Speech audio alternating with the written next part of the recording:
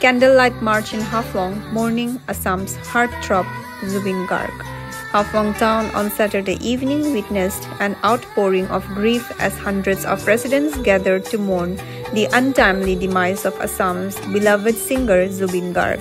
Holding candles and walking through the main streets, the people of the hill town paid homage to the iconic artist who was popularly hailed as the heartthrob of Assam.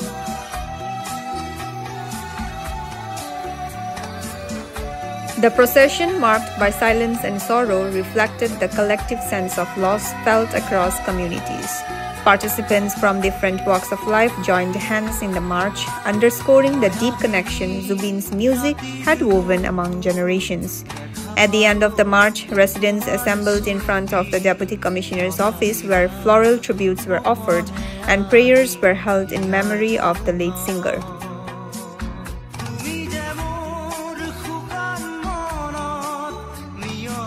Many participants expressed that Zubeen's songs were not just music but carried emotions, culture, and identity for the people of Assam. He was more than a singer, he was our voice, said one mourner during the tribute.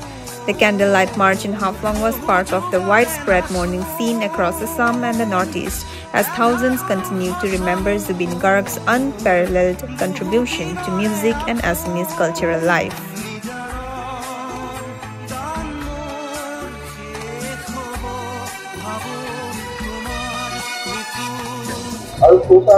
আজি এই দিনটোত আমি সকলো জাতিগোষ্ঠীৰ মানুহে অসমৰ নহয় গোটেই ভাৰতৰ মানুহে উকত প্ৰিয়মান হৈ আছে যে আমি মৰমৰ হিয়াৰ আমঠু আমাৰ মৰমৰ সকলোৰে আদৰৰ সকলোৰে অনুপ্ৰাণিত হোৱা এজন শিল্পী গণশিল্পী আমাৰ মাজৰ পৰা নাইকিয়া হৈ গ'ল।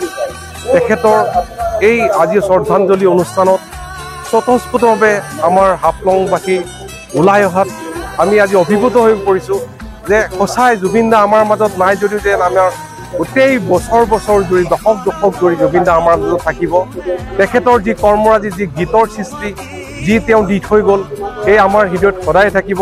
আজি প্ৰজন্ম বুলি নহয় বহু প্ৰজন্মই এই তেওঁৰ গীতবিলাকক লৈ পেলাই তেওঁ যেন আমাৰ মাজত জীয়াই থাকিব আমাৰ অনুভৱ হৈছে।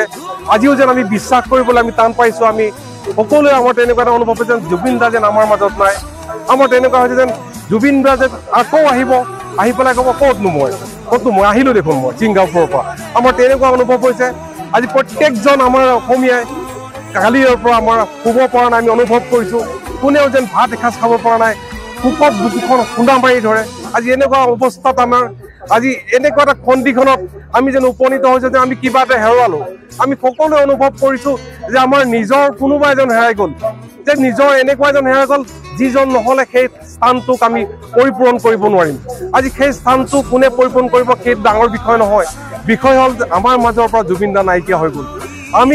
তথাপিও আমি ভাবি আছোঁ যে তেওঁ যে যি ঠাইলৈ গৈছে যেনেকৈ গৈছে আমি সকলো ৰাইজে আমি যেন নেদেখাজনক আমি প্ৰাৰ্থনা জনাইছোঁ তেওঁ যেন তাত শান্তিৰে থাকে, যেন তেখেতে যেন অনুভৱ কৰে তাৰ পৰাই যে তেখেতক আমি কিমান মৰমেৰে কিমান আকুলতাৰে আমাৰ বুকুৰ মাজত ৰখাইছোঁ।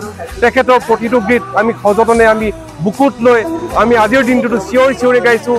গতিকে সেই জুবিন দা আজি আমাৰ মাজৰ পৰা নোহোৱাটো সঁচাকৈ বৰ আশ্চৰ্যকৰ বিষয়, সঁচাকৈ বৰ বিষাদৰ বিষয়। আজি আমাৰ প্ৰতিজন অসমীয়াই ক'বলৈ ভাষা নাই যে কেনেকৈ এজন আমি এটা এনেকুৱা লাগিছে যেন আমি পিতৃহাৰা হ'লোঁ নে মাতৃহাৰা হ'লোঁ, আমি এজন অভিভাৱক যেন নাইকিয়া হ'ল তেনেকুৱা যেন অনুভৱ হোৱা নাই। অনুভৱ হৈছে যেন বুকুৰ কিবা এটা অংশ নাইকিয়া হৈছে, যিটো অভাৱ যেন আমি কেনেকৈ পূৰণ কৰিম। তথাপি আজি সমূহ হাফলংবাসী ৰাইজ জাতি ভাষা ধৰ্ম বৰ্ণ নিৰ্বিশেষে জুবিন দাৰ নামত ওলাই আহিছে তেখেতক শ্ৰদ্ধাঞ্জলি দিবলৈ।